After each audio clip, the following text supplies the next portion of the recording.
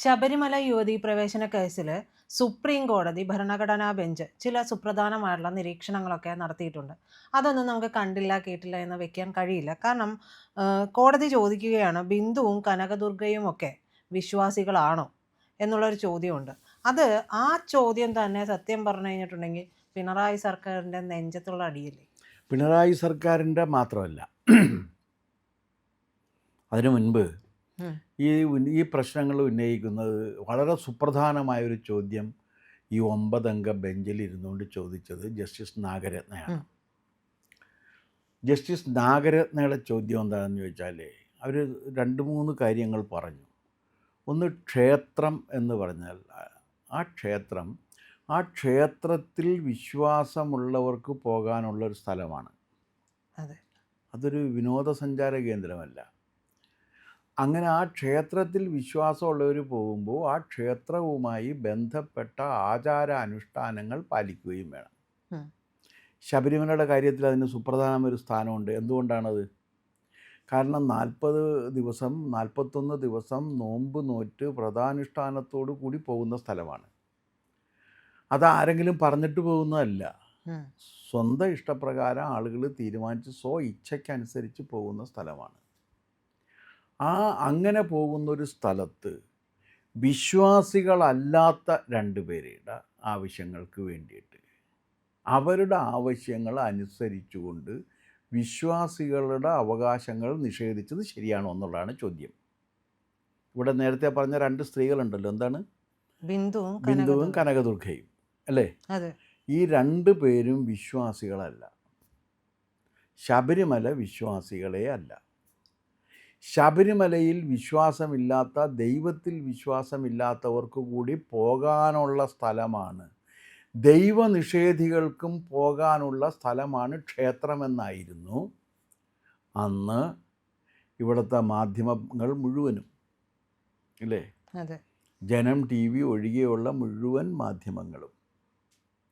ആ മാധ്യമങ്ങളിലെല്ലാം ഇരിക്കുന്ന ഇന്ത്യാവിരുദ്ധരായിട്ടുള്ള, അല്ലെങ്കിൽ ഹൈന്ദവ ആചാര അനുഷ്ഠാന വിരുദ്ധരായിട്ടുള്ള ആ മാധ്യമങ്ങളിലെ അവതാരക സിംഹങ്ങളെല്ലാം, സിംഹങ്ങളും സിംഹിണികളും എല്ലാം ഒരുപോലെ പറഞ്ഞത് എന്താണ്? വിശ്വാസമില്ലാത്തവർക്ക് കൂടി പോകാനുള്ള സ്ഥലമാണ് ക്ഷേത്രം എന്നാണ്. അതാണ് ഒരു അടിസ്ഥാനപരമായൊരു ചോദ്യം സുപ്രീം കോടതി ചോദിച്ചു. വിശ്വാസികൾക്കാണോ വിശ്വാസമില്ലാത്തവർക്ക്? എന്തായാലും ഒരു കാര്യം കോടതി ഇതിനകം തന്നെ പറഞ്ഞു കഴിഞ്ഞാൽ എന്താണത്? ഇതൊരു വിനോദസഞ്ചാര കേന്ദ്രമല്ല. വിശ്വാസമില്ലാത്തവർക്ക് പോകേണ്ട ഒരാവശ്യവുമില്ലാത്ത സ്ഥലമാണ് ക്ഷേത്രം. അത് പബ്ലിക് സ്പേസ് എന്ന് പറഞ്ഞാൽ ഏത് പബ്ലിക്കിനും പോകാവുന്ന സ്ഥലമല്ല. ഇപ്പോൾ റെയിൽവേ സ്റ്റേഷൻ പബ്ലിക് സ്പേസ് ആണല്ലോ, എല്ലാവർക്കും അറിയാം. പക്ഷേ റെയിൽവേ സ്റ്റേഷനിൽ എല്ലാവർക്കും കയറാൻ പറ്റുമോ? പറ്റില്ല.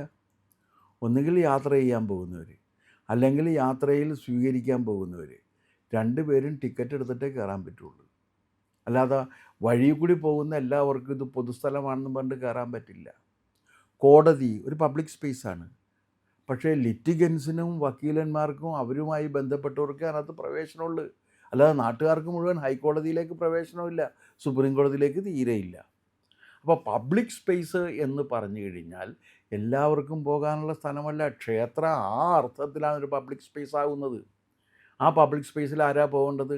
ആ ക്ഷേത്രത്തിൻ്റെ ആചാര അനുഷ്ഠാനങ്ങളിൽ വിശ്വാസമുള്ളവരാണ് പോകേണ്ടത്. ഈ ശബരിമല സംഭവം നടക്കുന്ന, സ്ത്രീ പ്രവേശനം വേണം എന്ന് പറഞ്ഞ് മുറവിളി കൂട്ടിയിട്ടുള്ള എല്ലാവരും, അത് പിണറായി വിജയനെ മാത്രം നിങ്ങൾ പറയുന്നത് എന്തടിസ്ഥാനത്തിലാണ്? പിണറായി വിജയൻ മാത്രമല്ല, ഇവിടുത്തെ മാധ്യമങ്ങൾ എവിടെയാണ് നിന്നിരുന്നത്? എൻ്റെ അറിവിൽ ജനം TV ഒഴികെ ഒരൊറ്റ TV ചാനലും നിന്നില്ല. ഒരൊറ്റ പ്രിൻ്റ് മീഡിയയും ശബരിമലയ്ക്ക് വേണ്ടി നിന്നില്ല. എല്ലാവരും ഇത് നവോത്ഥാനമാണെന്നാണ് പറഞ്ഞുകൊണ്ടിരുന്നത്, ഇല്ലേ? വിശ്വാസമില്ലാത്തവരും ദൈവനിഷേധികൾക്കൊക്കെ ക്ഷേത്രത്തിൽ എന്താ കാര്യമെന്ന്? അവരെന്തിനാണ് അവിടെ പോകുന്നത്? ഇത് പൊതുസ്ഥലം എന്ന് പറഞ്ഞാൽ ഏത് പൊതുജനത്തിനും കയറാവുന്ന ഒരു പൊതുസ്ഥലവുമില്ല. Cinema theatre പൊതുസ്ഥലമല്ലേ? ആണല്ലോ. അതെ. പക്ഷേ അവിടെ പോകുന്ന ആരാണ്? സിനിമ സിനിമ ഇഷ്ടം. കാണാൻ ആഗ്രഹിക്കുന്നവനാണ് പോകുന്നത്. അല്ലാത്തതിനോട് പോകേണ്ട കാര്യമില്ലല്ലോ. അപ്പോൾ ഏത് പൊതുസ്ഥലത്തും ഒരു പർപ്പസ് ഉണ്ട്. ആ പർപ്പസിലുള്ളവർക്കേ പോകാൻ പറ്റൂ. സുപ്രീം കോടതി അക്കാര്യം എടുത്തു പറഞ്ഞു. അതുകൊണ്ടാണ് പറഞ്ഞത് ഇത് അവിടെ അവർ പോകേണ്ട കാര്യമെന്ത്? ഒന്നാമത്തെ ചോദ്യം. രണ്ടാമത്തെ ചോദ്യം, ഒരു ക്ഷേത്രത്തിൻ്റെ ആചാര അനുഷ്ഠാനങ്ങൾ മാറ്റണം എന്ന് നിശ്ചയിക്കേണ്ടത്, അത് ആവശ്യപ്പെടേണ്ടത് ആ ക്ഷേത്രത്തിൽ വിശ്വാസമുള്ളവരാണോ അതിൽ വിശ്വാസമില്ലാത്തവരാണോ? ക്ഷേത്രത്തിൽ വിശ്വാസമുള്ളവർക്കല്ലേ ക്ഷേത്രത്തിൻ്റെ ആചാരാനുഷ്ഠാനങ്ങൾ മാറ്റണമെന്ന് ആവശ്യപ്പെടാൻ കഴിയുള്ളൂ, അല്ലേ?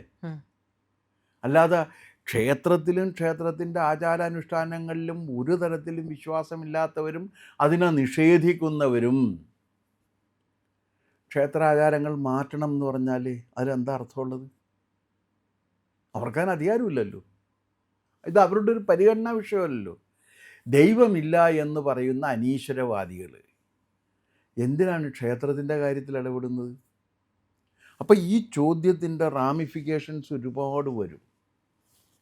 അതെന്താണ് വരിക എന്ന് ചോദിച്ചു കഴിഞ്ഞാൽ, അത് വന്ന് നിൽക്കാൻ പോകുന്നത് ഈശ്വരനിലും ക്ഷേത്രത്തിലും ക്ഷേത്രത്തിൻ്റെ ആചാരാനുഷ്ഠാനങ്ങളിലും വിശ്വാസമില്ലാത്തവർ ക്ഷേത്രഭരണം നടത്തുന്നത് ശരിയാണോ എന്ന ചോദ്യത്തിലേക്ക് വരും.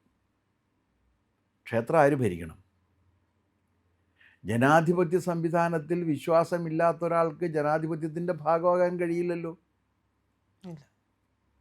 നമ്മുടെ നക്സലൈറ്റുകൾക്കൊക്കെ ഇതിനും പ്രശ്നം പറ്റിയത് അവർക്ക് ഭരണഘടനയിൽ വിശ്വാസം ഉണ്ടായിരുന്നില്ല. അത് ബുർഷാ കോടതിയാണ്. അങ്ങനെയല്ല ഒരിക്കൽ ഇത് ഈ കെ വേണുവിനെയൊക്കെ പിടിച്ചുകൊണ്ട് വന്നിട്ട് ജാമ്യം കൊടുക്കാമെന്ന് പറഞ്ഞ് ശിവസ്വാമിയുടെ കോടതി, ജഡ്ജായിരുന്ന ശിവസ്വാമി ഈ എറണാകുളത്ത് വെച്ച് ജാമ്യം കൊടുക്കാമെന്ന് പറഞ്ഞപ്പോൾ ബുർഷാ കോടതി തുളയട്ടെ എന്ന് പറഞ്ഞപ്പോൾ ജാമ്യം കൊടുത്തില്ല, അവിടെ കൊണ്ടുപോയിട്ട്. അപ്പോൾ അന്ന് കമ്മ്യൂണിസ്റ്റുകാർ പറഞ്ഞ്, നക്സലൈറ്റുകൾ പറഞ്ഞിരുന്നത്, എൻ്റെ സ്നേഹിതന്മാരുണ്ടായിരുന്നു അതിൽ ഒരാളൊരു പലരും സ്നേഹിതന്മാരും ഉണ്ട്, പ്രസിദ്ധരും അപ്രസിദ്ധരും ഉണ്ടായിരുന്നു. അവർ പറഞ്ഞത് വിപ്ലവകാരികൾ പോയി ജയിൽ ആക്രമിച്ച് കീഴ്പ്പെടുത്തിയിട്ട് ജയിലിൽ കിടക്കുന്നവരെ വിമോചിപ്പിക്കും, അങ്ങനെ വേണം നക്സലൈറ്റുകളെ വിമോചിപ്പിക്കാൻ എന്നാണ്. ഭ്രാന്തം എന്നല്ലാണ്ട് വേറെ ഒന്നും പറയാൻ നിവൃത്തിയില്ലേ. അതായത് കമ്മ്യൂണിസ്റ്റ് നക്സലൈറ്റുകൾ അധികാരം പിടിച്ചെടുത്തിട്ട് ജയിൽ ആക്രമിച്ച് ജയിലിൽ നിന്ന് എല്ലാ ക്രിമിനലുകളെയും മോചിപ്പിക്കും, ഇവരെയും മോചിപ്പിക്കുമല്ല, അങ്ങനെ മോചിപ്പിച്ച് ഇവർ വരണം എന്നാണ് പറയണത്. അതാണ് എന്ന് പറയുന്ന രീതിയിലാണ്. അപ്പോൾ ജനാധിപത്യത്തിൽ വിശ്വാസമില്ലാത്ത ഒരാൾക്ക് ജനാധിപത്യത്തിൻ്റെ ഭാഗമാകാൻ കഴിയില്ല, സ്വാഭാവികമല്ലേ? അപ്പോൾ ദൈവത്തിൽ വിശ്വാസമില്ലാത്ത ഒരാൾക്ക് ഈശ്വര കാര്യങ്ങളിൽ ഇടപെട്ടുകൊണ്ട് അഭിപ്രായം പറയാനും ഭരണം നിർവഹിക്കാനോ ഒന്നും അവകാശമില്ല. അതാണല്ലോ എൻ്റെ കാര്യം. അത് ഞാൻ ചോദിക്കട്ടെ, എന്തിനാ അത് കോടതിയോ അംഗീകരിച്ച് എന്തിനാണ് കോടതി ദേവസ്വം ബെഞ്ചുണ്ടാക്കി വെച്ചിരിക്കുന്നത്? അല്ലേ, കേരള ഹൈക്കോടതി ദേവസ്വം ബെഞ്ചുണ്ടല്ലോ. അതെന്താണ്? ദേവസ്വം കാര്യങ്ങൾ പ്രത്യേകമായിട്ട് ട്രീറ്റ് ചെയ്യപ്പെടണമെന്നുള്ളതല്ലേ.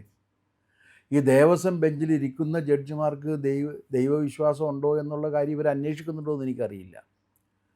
സുപ്രീം കോടതിയുടെ പുതിയ നിരീക്ഷണത്തിൻ്റെ അടിസ്ഥാനത്തിൽ അങ്ങനെ വിശ്വാസമില്ലാത്തവർക്ക് അതും കൈകാര്യം ചെയ്യാൻ പറ്റാത്ത അവസ്ഥ വരും.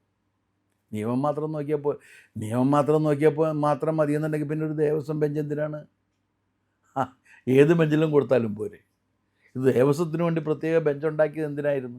സർ, ഈ കഴിഞ്ഞിടക്കാണല്ലോ സർക്കാരും പറഞ്ഞത് ആചാരാനുഷ്ഠാനങ്ങൾ സംരക്ഷിക്കണം എന്നുള്ള ഒരു കാര്യത്തിലേക്ക്, നിലപാടിലേക്ക് വരികയും ഒക്കെ ചെയ്തു.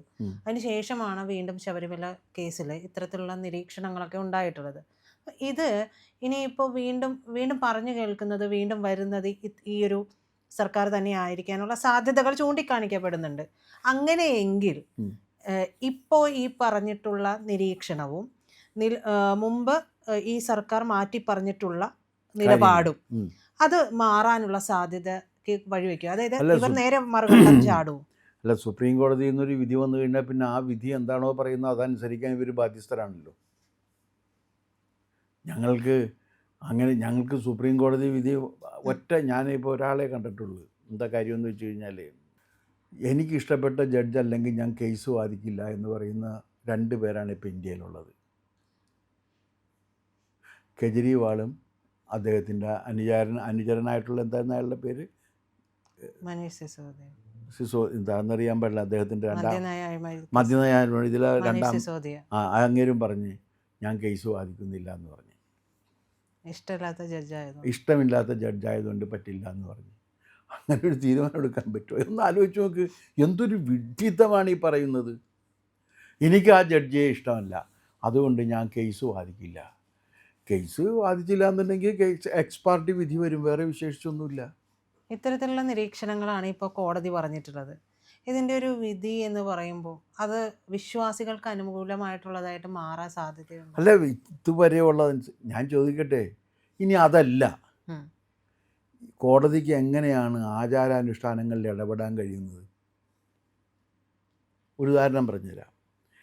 ഈ പൂവ് അർപ്പിക്കുന്ന സമയത്ത് ഇടത് കയ്യിൽ ഇത് പിടിച്ചുകൊണ്ട് ഇങ്ങനെ മണി അടിച്ചുകൊണ്ടാണല്ലോ വലത് കൈ കൊണ്ട് നമ്മൾ പൂവ് ഇട്ടുകൊണ്ടിരിക്കുന്നത്. അങ്ങനെ മണി അടിക്കുന്ന സമയത്ത് എത്ര പ്രാവശ്യം അടിക്കണം എന്നുള്ള കാര്യത്തിലൊരു തീരുമാനിക്കാൻ കോടതിക്ക് പറ്റുമോ? അതില്ലല്ലോ. എങ്ങനെ പറ്റും കോടതിക്ക്? എന്താ കോടതിക്ക് പറ്റാത്തത്? കോടതിക്ക് അതിനുള്ള ടെക്നിക്കൽ നോഹൗ ഇല്ല. കാരണം അതിങ്ങനെ വരുന്ന സമയത്ത് ആ മണി ഇങ്ങനെ കാണിക്കുന്നതിലൊരു പ്രത്യേകതയുണ്ട്. ഇങ്ങനെ പൂവ് എടുത്തിട്ട് ഇങ്ങനെയാണ് ഇടുന്നത്, അതിനെ എടുത്തിട്ട് ഇങ്ങനെ ഇടുകയല്ല, ഇങ്ങനെ എടുത്തിട്ട് ഇങ്ങനെയാണ് ഇടുന്നത്. അത് നിങ്ങൾ ശ്രദ്ധിച്ചറിയാൻ പറ്റും. ഇങ്ങനെ പൂവ് എടുത്തിട്ട് ഓരോന്നോരോന്ന് അർഘ്യം പഥ്യാസ്വാമി ഓരോ ഇങ്ങനെ ഓരോന്ന് ഇങ്ങനെ കൊടുത്തുകൊണ്ടിരിക്കുകയാണ്. അപ്പോൾ അത് ആ പൂവ് ഇടുന്നതിന് ഇങ്ങനെ ഒരു ഇതുണ്ട്, അത് ഇങ്ങനെ ഇടേണ്ടതില്ല. പിള്ളേർ കല്ലെറിയുന്ന രീതിയിൽ ഈ KSRTC ബസ്സിന് പള്ളിക്കൂടം പിള്ളേർ കല്ലെറിയുന്ന രീതിയിൽ ഇട്ടാൽ മതി എന്ന് പറയാൻ പറ്റുമോ? ഇല്ല. അതിനുള്ള ടെക്നിക്കൽ നോഹൗ ഇല്ല. അതാണ് കോടതി പറയണത്. ഞങ്ങൾക്ക് ആചാരാനുഷ്ഠാനങ്ങളുടെ കാര്യത്തിൽ ഇടപെടാനുള്ള പരിമിതികളുണ്ട് എന്ന് പറയുന്നത് അതാണ് ആ പരിമിതി. ആ പരിമിതി ഉണ്ട് എന്നാണ് കോടതി പറഞ്ഞുകൊണ്ടിരിക്കുന്നത്. അപ്പോഴാണ് ചോദിച്ചത്, എന്തിനാണ് ജസ്റ്റിസ് നാഗരത്ന ആദ്യം മുതൽ പറയുന്നൊരു കാര്യമുണ്ട്, ഈ കേസ് എന്തിന് എൻ്റർടൈൻ ചെയ്തു എന്നാണ് അവരുടെ ആദ്യത്തെ ചോദ്യം. കാരണം ക്ഷേത്രത്തിൻ്റെ കാര്യത്തിൽ, വിശ്വാസികളുടെ പരിഗണനയിലുള്ള കാര്യത്തിൽ, വിശ്വാസികൾ തീരുമാനമെടുക്കേണ്ട കാര്യത്തിൽ, വിശ്വാസികളല്ലാത്തവരുടെ ഒരു ഹർജി എന്തിന് എൻ്റർടൈൻ ചെയ്തു എന്നാണ് ചോദ്യം. ലോക്കൽ സ്റ്റാൻഡ് ഇല്ല അവർക്ക്. അപ്പോൾ അത് സുപ്രീം കോടതി ഓൾറെഡി പറഞ്ഞു കഴിഞ്ഞ് ഈ ഹർജി എൻ്റർടൈൻ ചെയ്ത് തന്നെ ശരിയായില്ല എന്ന് 3 വട്ടം ജസ്റ്റിസ് നാഗരത്ന പറഞ്ഞു. കാരണം ഈ പറയുന്ന 2 പേര്, ഹർജി കൊടുത്തിരിക്കുന്ന 2 പേരുണ്ടല്ലോ, അവർക്ക് ഇതുമായിട്ട് ശബരിമലയുമായിട്ട് ഒരു ബന്ധവുമില്ല. ശബരിമലയുമായിട്ട് ഒരു ബന്ധമില്ലാത്ത ഒരാൾ ഒരു പില്ല് കൊടുക്കുകയാണ്, പബ്ലിക് ഇൻട്രസ്റ്റ് ലിറ്റിഗേഷൻ. ശബരിമലയുടെ കാര്യത്തിൽ പബ്ലിക് എന്ന് പറഞ്ഞാൽ ആരാണ് പബ്ലിക്? ശബരിമല ക്ഷേത്രത്തിൻ്റെ ആചാര അനുഷ്ഠാനങ്ങളിൽ താല്പര്യമുള്ളവരും അതനുസരിക്കുന്നവരുമാണ് പബ്ലിക്. അല്ലാതെ പബ്ലിക് എന്ന് പറഞ്ഞാൽ ഏതൊരാൾക്കും പോകാമെന്ന അർത്ഥമില്ല. The term public is defined properly by law. അപ്പോൾ അല്ലാതെ ഇപ്പോൾ കോളേജിലെ പബ്ലിക് ആരാണ്? റോഡിൽ കൂടി പോകുന്ന എല്ലാവർക്കും കോളേജിൽ കയറാൻ പറ്റുമോ? ഓരോ സ്ഥലത്തും പബ്ലിക് എന്ന് പറഞ്ഞതുകൊണ്ട് മാധ്യമം ഒരു പബ്ലിക് സ്പേസ് ആണെന്ന് വെച്ചാൽ, ഇപ്പോൾ ഏഷ്യാനെറ്റ് ഒരു പബ്ലിക് സ്പേസ് ആണെന്ന് പറഞ്ഞു കഴിഞ്ഞാൽ നാട്ടുകാർക്കൊക്കെ ഏഷ്യാനെറ്റിൽ പോയിരുന്നിട്ട് പറയാൻ പറ്റുമോ? പറ്റില്ലല്ലോ. അപ്പോൾ ഓരോ സ്ഥലത്തും ഇതിന് ഡിഫൈൻ ചെയ്തിട്ടുണ്ട്. അവരാണ് ചെയ്യേണ്ടത്. അവർക്കാണ് ഇപ്പോൾ വാർത്താ മാധ്യമങ്ങൾ പബ്ലിക്കിൻ്റെ ലാർജ് സ്കെയിലിൽ വരാനുള്ള കാരണം അത് എന്നെയും നിങ്ങളെയും ഒക്കെ ബാധിക്കുന്ന കാര്യങ്ങൾ പറയുന്നതുകൊണ്ടാണ്. അപ്പോൾ ആ രീതിയിൽ ശബരിമല പ്രശ്നത്തിൽ ഗവൺമെൻറ് എടുത്ത നിലപാടും ഇവിടുത്തെ മാധ്യമങ്ങൾ എടുത്ത നിലപാടും ഇവിടുത്തെ എഴുത്തുകാർ അവർ പിന്നെ വലിയ ഇതൊന്നുമില്ല. കാരണം കേരളത്തിലെ എഴുത്തുകാർക്ക് അങ്ങനെ വലിയ പ്രാധാന്യമൊന്നുമില്ല. ഉണ്ടെന്ന് അവർ മാത്രമേ കരുതുന്നുള്ളൂ, വേറെ ആരും കരുതുന്നില്ല. അങ്ങനെ എഴുത്തുകാർക്ക് വലിയ പ്രാധാന്യം ഉണ്ടെന്ന് ഉള്ള തെറ്റിദ്ധാരണയിൽ ജീവിച്ചുകൊണ്ടിരിക്കുന്ന ഒരു മനുഷ്യൻ്റെ പേരാണ് K. സച്ചിദാനന്ദൻ. വളരെ തെറ്റിദ്ധാരണ ഇവരെല്ലാവരും കൂടി പറഞ്ഞ അത് തെറ്റാണ് എന്ന് പറയണ ആ വിധി തെറ്റാണ് എന്ന് കോടതി പറഞ്ഞാൽ ഇവർ മാപ്പ് പറയാനും കൂടി ബാധ്യസ്ഥരാണ് എന്നാണ് എനിക്ക് പറയാനുള്ള കാര്യം.